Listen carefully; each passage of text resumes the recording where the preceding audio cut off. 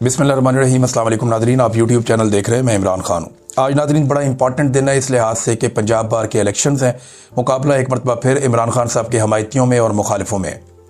पाकिस्तान में कहीं भी सियासत हो ना, अब यही दो चीज़ें बची हैं, या तो इमरान खान के हमायती बचे हैं या उनके मुखालिफ बचे हैं। और ये इलेक्शन हो रहा है जनाब पंजाब बार कौंसिल का। इस पर पाकिस्तान तहरीक इंसाफ की सियासत पर भी असर पड़ता है, क्योंकि ज़्यादातर मामला जो है सियासत के आजकल अदालतों में चले जाते हैं। और अदालतों में जहाँ पे वकला तंजीमें किसी पॉलिटिकल पार्टी की तगड़ी होती हैं, वहाँ उन्हें कुछ फ़ायदा भी होता है इस बात का, नाइंसाफ़ियों से बचने में उनको मदद भी मिलती है।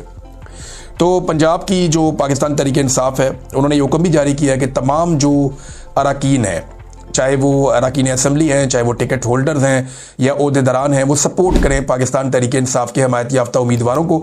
तो दो तरह के उम्मीदवार हैं, इमरान खान साहब के हमायती और इमरान खान साहब के मुखालिफ। एक और इम्पॉर्टेंट खबर है, सुहेल अफरीदी जो है वो एस्टेब्लिशमेंट को भारी पड़ना शुरू हो गया।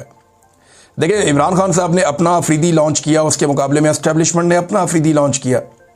एस्टेब्लिशमेंट का जो अफरीदी है वो शाहिद अफरीदी है, और वो सिर्फ आप जानते हैं वो किस काम के लिए आते हैं। शाहिद अफरीदी साहब उन लोगों में से हैं जिन्हें लगता है कि जो करता है फ़ौज करती है, और जो भी होगा वो फ़ौज ही करके उनको देगी। हम फ़ौज की इज़्ज़त करनी चाहिए, एहतराम करना चाहिए, और उनकी कुर्बानियों का भी जो है वो अगर आप जायज़ा लें तो फ़ौज ने बड़ी कुर्बानियाँ भी दी हैं बाज़ औक़ात, और उन्होंने दहशतगर्दी के खिलाफ जंग में कुर्बानियाँ दी हैं, पाकिस्तान की सरहद की वो हिफाजत करते हैं, तो इस हिसाब से ठीक है। लेकिन शाहिद अफरीदी साहब जैसे लोग हैं वो ये जानते हैं कि पूरा सिस्टम जो है मिलिट्री एस्टेब्लिशमेंट चला रही है, तो वो मिलिट्री एस्टेब्लिशमेंट के सहारे अपनी ज़िंदगी को भी चलाने की कोशिश करते हैं। बहरहाल जो उन्हें कहा जाता है वो उसी चक्कर में पड़ जाते हैं। तो इमरान खान साहब का अफरीदी जो है वो अब इन एक्शन, उसने जो एक स्टेटमेंट दिया है उससे सूरत हाल तब्दील हो गई है। जो सुहेल अफरीदी ने ये काम किया ना, ये बहुत ज़बरदस्त काम हुआ है, क्योंकि एस्टेब्लिशमेंट के देखें दो तीन चीज़ें ऐसी हैं जिनमें एस्टेब्लिशमेंट को प्रॉब्लम होती है। खैबर पख्तूनख्वा से एस्टेब्लिशमेंट को मसला क्या है? तीन चीज़ों का मसला है ना। नंबर एक, उन्हें मसला ये कि यहाँ से कोई तहरीक खड़ी ना हो जाए इमरान खान साहब की। अब जब गंडापुर साहब थे तब तो एस्टेब्लिशमेंट बड़ी खुश थी। शेर अफजल मरवत साहब ने यह दावा भी किया कि गंडापुर से आर्मी चीफ आसिम मुनीर भी बड़े खुश थे। तो इमरान खान साहब से, या तो इसका मतलब है इमरान खान साहब का फैसला ये भी ठीक निकला कि गंडापुर को हटा दिया जाए, क्योंकि देखें ना, एक आदमी से अगर इमरान खान भी खुश है और आसिम मुनीर भी खुश है, ये तो मुमकिन नहीं है। या तो एक आदमी इस वक्त, क्योंकि इमरान खान में और आसिम मुनीर में इस वक्त जो मामला पैदा हो चुका है ना, उस मामले के बाद या तो कोई शख्स आसिम मुनीर को खुश रख सकता है या इमरान खान को खुश रख सकता है। लेकिन अली अमीन गंडापुर साहब की मौजूदगी में खैबर पख्तूनख्वा से एस्टेब्लिशमेंट को ठंडी हवा आती थी, इतना भी प्रॉब्लम होता नहीं था। तो एक तो प्रॉब्लम यह है कि खैबर पख्तूनख्वा से कोई तहरीक खड़ी नहीं होनी चाहिए। दूसरा यह है कि वहाँ के जो वसाइल हैं, मादनियात हैं, उनके हवाले से पूरी दुनिया की नज़र होती है। आपको पता है मादनियात पे मगरबी ममालिक के अंदर बहुत बड़े बड़े इन्वेस्टर्स बैठे हुए हैं, चाइना की भी नज़र इन्हीं मादनियात पे है। तो उन मादनियात का एक कंट्रोल जो है वो एस्टेब्लिशमेंट के पास होना चाहिए। दूसरी बात यह है, और तीसरा, खैबर पख्तूनख्वा के अंदर ऑपरेशन चलता रहना चाहिए। देखें, जितना ऑपरेशन चलता है ना, किसी एरिया में जब ऑपरेशन होता है तो फोर्सेस की उतनी ज़्यादा रेलिवेंसी बढ़ जाती है। जो ममालिक तरक्की कर रहे होते हैं ना, वहाँ सियासतदानों की रेलिवेंसी बढ़ती है। जिन ममालिक में तालीम और साइंस आगे जा रही होती है, वहाँ पर वजारत साइंस और वजारत तालीम की रेलिवेंसी बढ़ जाती है। जिन ममालिक में सियाहत बहुत ज़्यादा होती है, वहाँ वज़ीर आज़म के बाद सबसे इंपॉर्टेंट वज़ीर सियाहत होता है।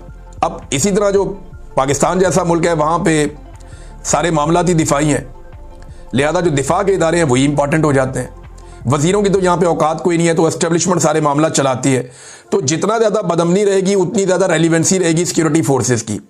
लिहाजा खैबर पख्तूनख्वा में एक ऑपरेशन और चाहिए। हालांकि लगातार खैबर पख्तूनख्वा में गुज़िश्ता कई दहाइयों से ऑपरेशन ही होते चले जा रहे हैं, लेकिन अमन नहीं आ रहा। बलूचिस्तान लगभग 50 साल से ऑपरेशन की जद में है, अभी तक बलूचिस्तान में बिल्कुल अमन नहीं आ सका। जो अकबर बुगटी को कत्ल किया गया, उसके बाद यह दावा किया गया कि अब बलूचिस्तान कंट्रोल में आ गया। 10,000 से ज्यादा लाशें उसके बाद उठाई गई हैं। पूरी की पूरी ट्रेन अगवा हो गई थी। बलूचिस्तान में तो ऑपरेशन से मना भी कोई नहीं करता, हुकूमत भी इनकी अपनी है, निज़ाम भी इनका अपना है, लेकिन आज बलूचिस्तान की सड़कों पर कोई शख्स गुजर नहीं सकता।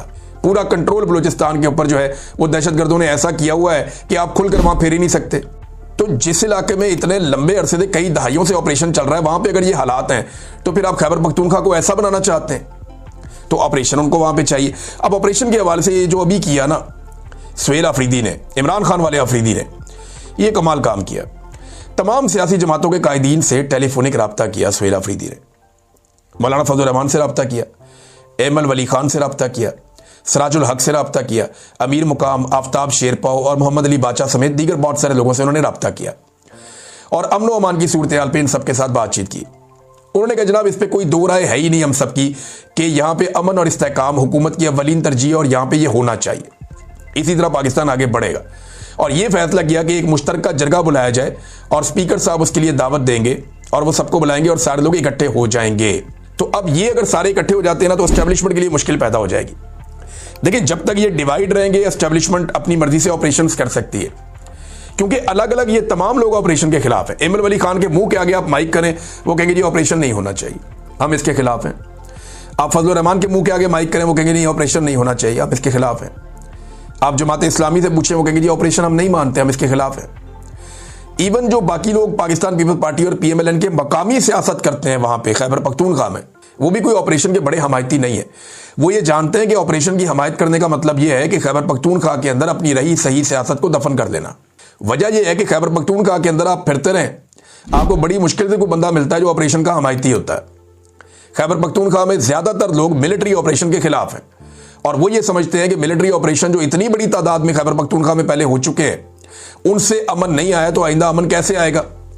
वो एक पॉलिटिकल सोल्यूशन चाहते हैं कि जनाब ठीक है बैठे जरगा बुलाएं, बात करें, ताकत का इस्तेमाल रियासत जरूर करे लेकिन उनके खिलाफ करे जो आगे से गोली चलाते हैं।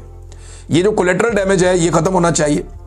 अब कोलेटरल डैमेज को लेकर कई लोग भाषण दे रहे थे कि जनाब कोलेटरल डैमेज हो गया तो क्या हो गया। भाई पंजाब में करवा के देख लेना आप एक दफा कोलेटरल डैमेज, आप इस्लामाबाद में करवा लें कोलेटरल डैमेज, आप करवा के देख लें अपने बच्चों को, अपनी फैमिलीज को, आप कोलेटरल डैमेज के अंदर जाता हुआ देखेंगे, आपको पता चल जाएगा कि ये कितनी खौफनाक चीज है कि जो जुर्म आपने किए ही नहीं, आपको उसका पता ही नहीं है, अचानक एक बम आता है और आप सारे मारे जाते हैं।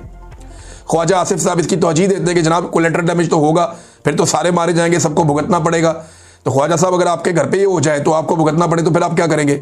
तो दहशतगर्दी हुकूमती पॉलिसीज की वजह से आई है, रियासत ने खुद इन दहशतगर्दों को पाला है, तो अवाम इस पर कुर्बानी क्यों दें, अवाम इसमें क्यों मरें, ये है वो बड़ा सवाल जो यहां पे उठाया जाएगा।